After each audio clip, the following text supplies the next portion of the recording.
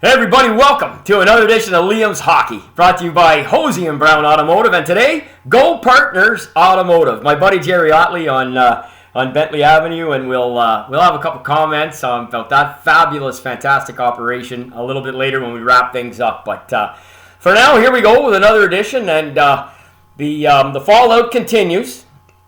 Although it's going to come to an abrupt end tonight when the Montreal Canadiens take the ice against the Winnipeg Jets in Winnipeg. And we'll see how that happens. They've got a couple games against the Jets here. Is the schedule now. We all know that's the way it plays out. Talk about games against each other. Ottawa and Calgary. I think it's 5 out of the next 6 or something like that. The Tkachuk brothers. And we'll touch on them in a second as well. But fallout continues a little bit from the Claude Julien, Kirk Muller dismissal.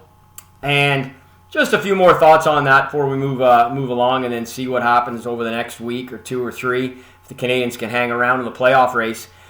Some other comments made that the Canadiens having won only 2 out of their last 8, and Marc Bergevin saying, what have you, that he wanted to avoid one of the losing streaks, or any of them from last year, where they had 2 separate 8-game losing streaks. You do that at this point, you're dead, you're done. And they've only won 2 out of 8, and they've already slipped right down. So it's absolutely critical that they find a way to stop the bleeding. So the suggestion being that's one of the reasons Claude was dismissed with Kirk. Kirk possibly, I think, being caught in the unilingual bubble. He was supposed to be running the power play. It's abysmal. He's been there a while. Move him out. They wanted to bring in Alex Burrows as an assistant. I think Kirk was more collateral damage with some validity. But I think at the end of the day, the changes, as I said a couple days ago, or yesterday, I guess, when I made my first comments on it, were they had to be made. They had to be made. Not that I was thinking at that time. I thought we were heading to that direction.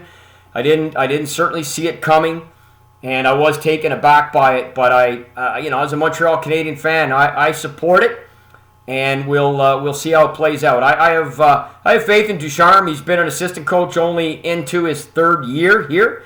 And that's a very, very little body of work, although his pre-NHL work is exemplary. So we'll see how it goes. He's younger too, and there was some thought process that maybe Claude and his style, especially given the Canadiens are starting to struggle, could have also been a factor here, and I think that may have some validity as well.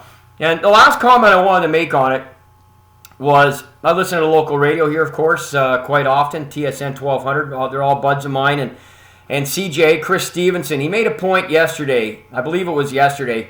I think it's pretty telling. I wanted to repeat it. It's been said before, but it is a good comment. And the Canadiens have had ample opportunity, really, in the last 25 years to probably take a run at going right down to the bottom. Like, just say, balls to the wall, sell your soul, move everything, and go for those 1st or 2nd overalls 2-3 years in a row and rebuild up that way. Instead, what they've really done is put a bunch of Band-Aids on, whether it be go to the 1970s guys as coaches and assistant coaches in the 90s, cost you Patrick Waugh, worst trade in the franchise history, one of the worst in NHL history, or you bring in Bob Gainey, who had all that experience in Dallas, and he comes in and, again, just misfortune, right? I mean, his wife dies of cancer. He loses his daughter at sea. And he really had turned the team around. And they really came bouncing back. They had #1 power play in the league. They were winning President. They won a President Cup, I think. They were division champs almost every year. They couldn't get over the hump in the playoffs. But they were building to a good team. And, in the lottery, they end up with Carey Price in 2005. And there they go to the semis in 2010. It just so very quickly, the years went by, and they never took that opportunity when Toronto went and said, look, there's going to be pain. And they end up with Austin Matthews and Mitch Marner, and they go out and sign Tavares. Now, they haven't done anything anyway, but the fact is that they did that. Pittsburgh wins the lottery, gets Malkin. Marc-Andre Fleury, who helped them win a cup and go to 2 finals. He was drafted first. I mean, you look at what some teams did. Washington gets Ovechkin. I mean, not every team has done that and gone and got a 1st overall and gone on to win, whether it be early on in the tenure or later on in the tenure. Sometimes you got to wait. Sometimes you got to be a Stevie Yzerman or an Alexander Ovechkin and stay with the franchise and waiting 13, 14, 15 years to win the Stanley Cup.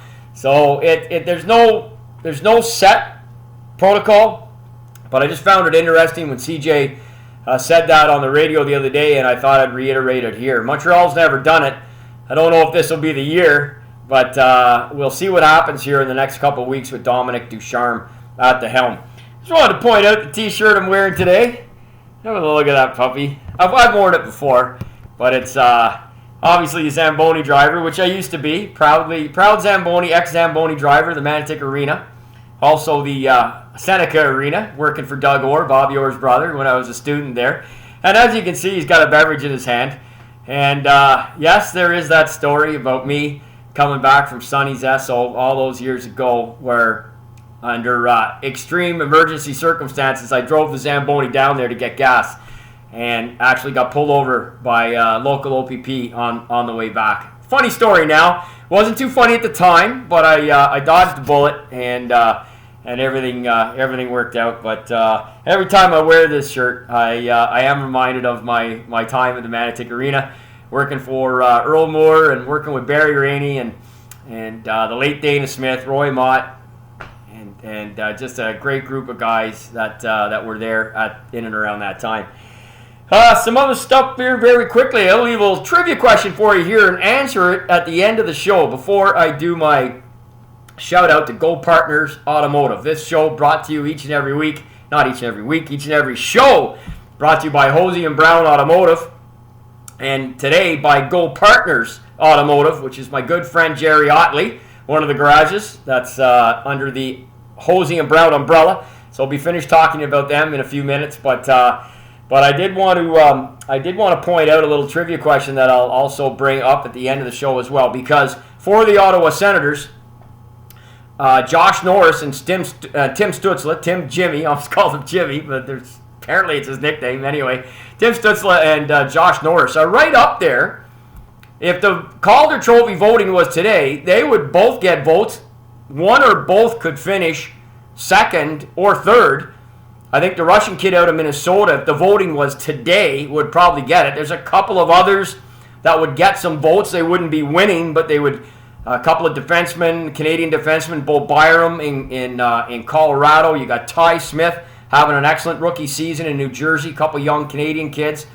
And, of course, Alexei Lafreniere's really never got out of first gear as of yet, but I still think he'll be a beauty when it's all said and done. However, the fact is that previously in NHL history, there has been teammates finish 1-2 in Calder Trophy voting. So my question to you is, when was the last time that an NHL team had two players finish 1-2? The answer will be at the end of this show. And just speaking of fallout, as I touched on Claude Julien's dismissal and Kirk Muller and Dominique Ducharme and Alex Burrows' coaching careers with the Montreal Canadiens starting tonight. Ducharme is a head coach. By the way, I don't know, it depends what source you read, right? You can count them all up. How many coaches does Montreal have in the NHL? Is it 27, 28, 29? Depends how you count them all. You've had some guys have had two stints. So do you count that as two or one? I mean, it's the same guy, but they've been in twice. Or you had Babe Siebert, who was named coach in 39, so he's effectively the head coach, but he drowned that summer, so he never coached a game. Or you had Jacques Laperriere, who replaced Jacques Demers, and before Mario Tremblay, he was the head coach for one game, like formally noted as the head coach for one game. Do you count him? Well, you kind of got to. So it's, I think we're calling it 29 since 1917. Doesn't matter. Fact is, Ducharme's going in tonight. So a couple more things on the Gallagher non-goal, which is one of the worst calls in NHL history. Some watching. It's fun. I knew as soon as I put it up on social media, some of the Sens fans would come rolling in like gangbusters there, like they're just chortling coming down the roller coaster there, no brakes, full speed ahead, just coming at me. That Gallagher should have been called for a slew foot. Absolute BS. Gallagher interfered with him. It was a good call and everything. It was a joke of a call, and anyone who knows hockey knows that a certain fan base can't take the blinders off. But it was interesting last night. The Leafs tied it up. Nylander tied it up, scored the winner. Much maligned Nylander And that tying goal should not have counted. But Calgary, Jeff Ward didn't want to challenge it. You could tell clearly on the bench. They even acknowledged it, I should say, on the broadcast, that, if it's inside a minute to go, the NHL will do an automatic review, which is what happened with Gallagher. Now, had they reviewed it, you don't have to worry about challenging it. The NHL is going to do it anyway. They're going to review it anyway. Whatever the discrepancy or the issue with the goal may be, they're going to review it. Unless it's absolutely 100% clear cut, they're taking a look at it inside a minute. Thing is, last night, Toronto pulled the goalie with like 2 minutes to go, over 2 minutes to go. So when Nylander scored, it was over a minute. So the NHL, the War Room, wasn't automatically going to review that. So Jeff Ward would have needed to review it in a game then was now 1-1. Now they desperately need to hang on to a point. Yes, Dubé or Bennett, I think it was Bennett, missed the empty net. I mean, sucks for them. Cost them a point. They could have taken an extra one away from Toronto. Not that they're going to catch the Leafs, but just how it's all working. It's all 4-point games. 4-point in the standings, and then 3-point what's being awarded in each game. You know what I mean. So the fact is that had they challenged it and lost, now they're shorthanded with a minute to go in regulation, and then in OT it goes to 4-on-3. So you know they couldn't. And they couldn't, as was reported today, because they said, we don't know what the hell the rule is. Nobody knows. It's just they have not been able to establish a baseline. And that's the problem. They have not been able to establish a baseline, nor for headshots. They say they have, but they haven't. And if you really want to hear how much of a farce it was for Gallagher, when the NHL did their official statement as to why the Gallagher goal wasn't allowed, all they did was cut and paste the rule. They didn't make any other comment about the referee calling it a goal, about the non-interference penalty on that was not called on Gallagher, nothing called on his collision with Zaitsev leading to the collision with Murray, nothing. Just the fact that he made contact with Murray and Murray wasn't able to, according to the War Room, reset. So it's just it's just very they had no explanation of that. They just cut and pasted the rule. Well, here's what it is. You guys just take it from there. It's a farce. It's a farce. Anyway, it's unfortunate. Calgary got clipped on it last night. I think had that gone to review, especially 24 hours after they screwed Montreal, I think you had to know they were calling that back. But there was no way Jeff Ward could gamble on it. Absolutely no way. So there you have it. Couple other things. Ottawa and Calgary begin their little mini baseball series here. I think 5 out of the next 6 or something like that. So the Tkachuks are playing against each other. Not the first time. And the commentary again rolls today on social media about if they may fight each other. So here's the NHL history on brothers fighting. There's only been 2 brothers to receive fighting majors against each other. The Primos. That's it. The Lindroses never fought each other in the NHL. The Hunters never fought each other. Mark was on Dale in the Good Friday Brawl, and there was no fight. Dale was on the ice. Mark got on top. He might have given him a couple noogies or something, but they never stood up, squared up, and got majors against each other in that brawl. The only other one that I know of historically, brother combination that threw punches, but they were not given fighting majors, that's more reflective of the era, it was the 1940s, was Kenny Reardon with the Montreal Canadiens and Terry Reardon with the Boston Bruins in a game in the late 40s where allegedly they punched each other in the head. But I couldn't even find, it's hard to tell because in those days they just give the players names for the penalties. They don't say what the penalties are for, even on NHL.com. So bottom line is there was no fighting majors awarded. So the only brothers that have fighting majors, are Wayne and Keith Primo, April 1997. And in fact, Keith Primo got a Gordie Howe hat trick that night. So he got a goal. He scored in the second period. He fought his brother. He assisted a goal scored by the late Steve Chiasson, a man I actually got to know a little bit. God rest his soul. We lost him in a tragic car accident a number of years ago. Canadian World Junior, who was on that Piastani team with Sean Simpson.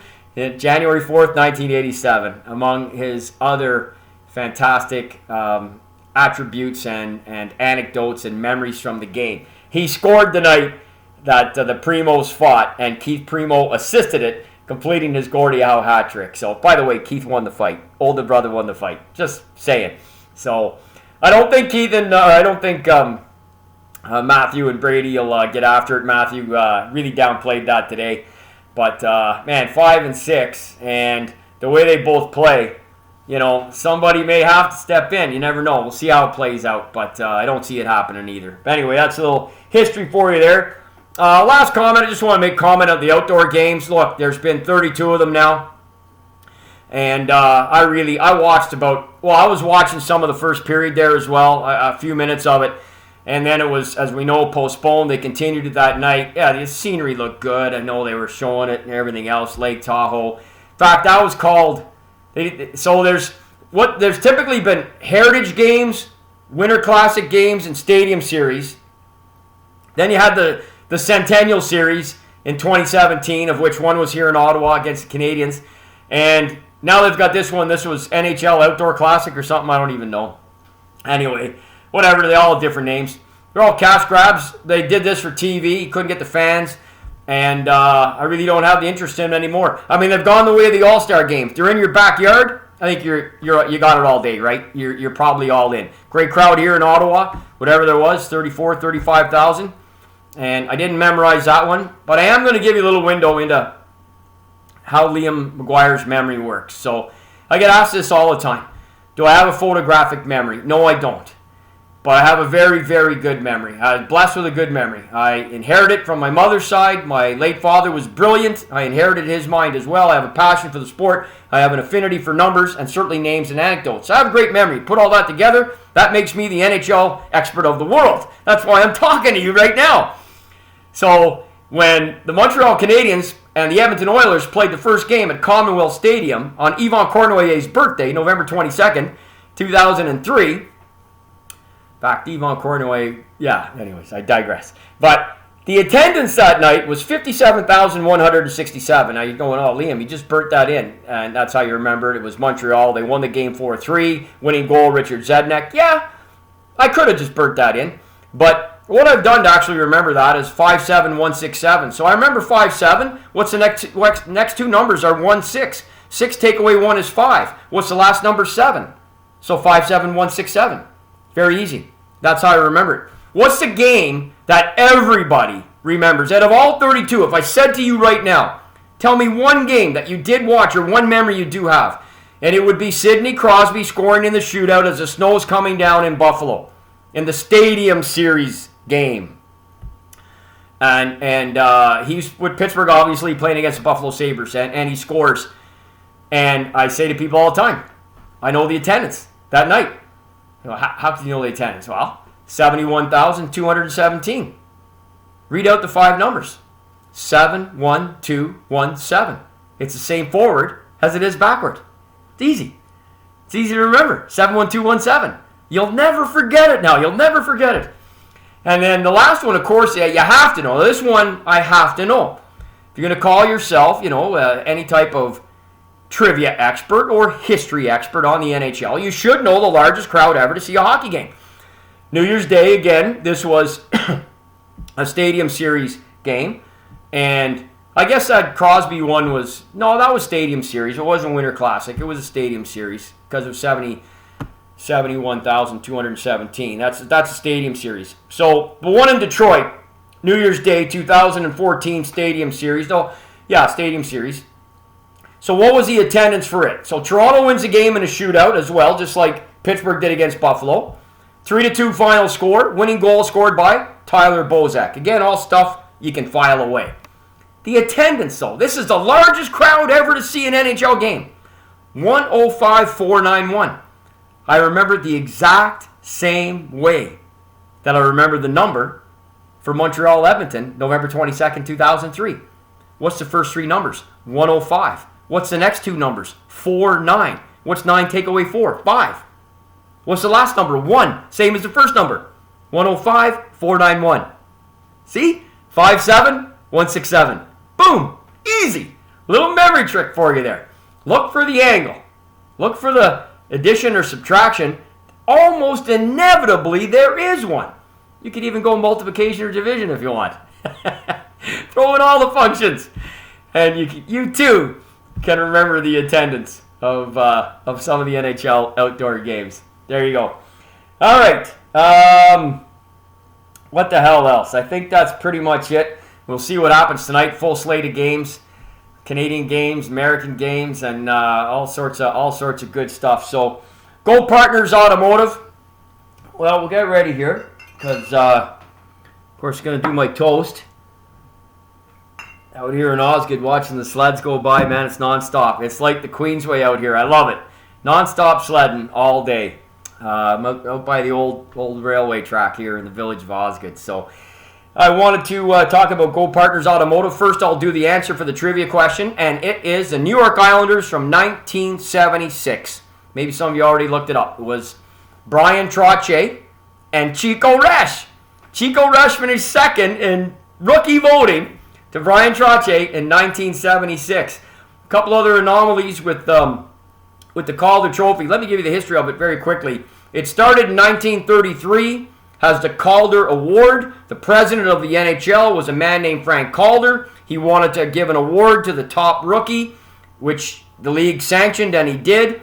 In 1937, he said, let's make it permanent, get a permanent trophy. So they called it the Calder Trophy, which started in 1937. And then when Frank Calder passed away suddenly in 1943, the trophy was renamed the Calder Memorial Trophy. And that's what it's been called ever since 1943. There's a number of anomalies surrounding it. Other teams have finished 1-2. For example, the Montreal Canadiens with Jacques Laperriere and John Ferguson in 1964 is another one. You've got the Toronto Maple Leafs in 1961 with Dave Keon and Bob Nevin are another one. So there's a couple. But the last one, Chico Resch, was second to Bryan Trottier. And this year with Ottawa, you've got Josh Norris and Timmy Stützle. Who knows? Could happen. Could happen again. So here's a little trivia for you there. So for our plug today, our garage today, as we finish up, and then I'm going to toast Dominique Ducharme and the Montreal Canadiens and hope like hell they get a W tonight. It's going to be tough, man. It's going to be tough sledding. The Go Partners Automotive, under the Hosie and Brown Automotive chain, one of their many great garages, as I said earlier, on Bentley Avenue, off of Maryville. Easy to find. If you're heading north on Maryville, you pass Slack. Bentley's in the business park area there. It's like the third right. Can't miss it. You go down. They're at 149 Bentley, Unit 1A. They're right there. Can't miss it. Big sign right there, Go Partners Automotive. And you'll see an image of a Corvette. And that's Jerry Otley's Corvette, because he drives a beauty. I wish I could remember the configuration of the engine. I've asked him before, and I haven't filed that away. But I don't have the car memory that I do for hockey stats and facts and data and stuff. But he drives a beauty white vet. We're members at the same golf club at Rideau. He's a prince of a man. He runs an outstanding operation there. They're like most garages, they do full package. But the thing about Go Partners is they also specialize in light trucks, light duty trucks. They also have tire packages, which many of the garages do. Go Partners do as well. They, again, as I say about many of the other places, they have got big, spacious, clean bays. They run a beautiful operation there. If you go online, they're also one of the unique things about them that I really like. You go onto the website, and they could pull this down, but I mean, why would they? They wouldn't. But there's a number of different links. You can see some different things that they do, and the reviews almost they're all so positive. But the people that have gone and brought their business to Jerry at Go Partners. So tremendous operation. Jerry Otley's been in the car mechanical field for over 40 years. I think 15, 16 years or more with this particular operation. And you gotta love their tagline: honesty, integrity, and experience. And really, that's all him. You shake that man's hand. First of all, you know you're shaking a man's hand. He's a big man, and he's got big mitts, and he has a great handshake. I always put a lot of stock in that, and I love that tagline. I love his garage, and I love their operation. So go out with toast and Go Partners Automotive, Hosie and Brown Automotive, and of course Dominique Ducharme and the Montreal Canadiens. wishing you guys well tonight, man. Go and get her done, boys. Pull something out here, right the ship, and we'll see if we can turn the tide. And everybody have fun, stay safe. Get it on. G'day.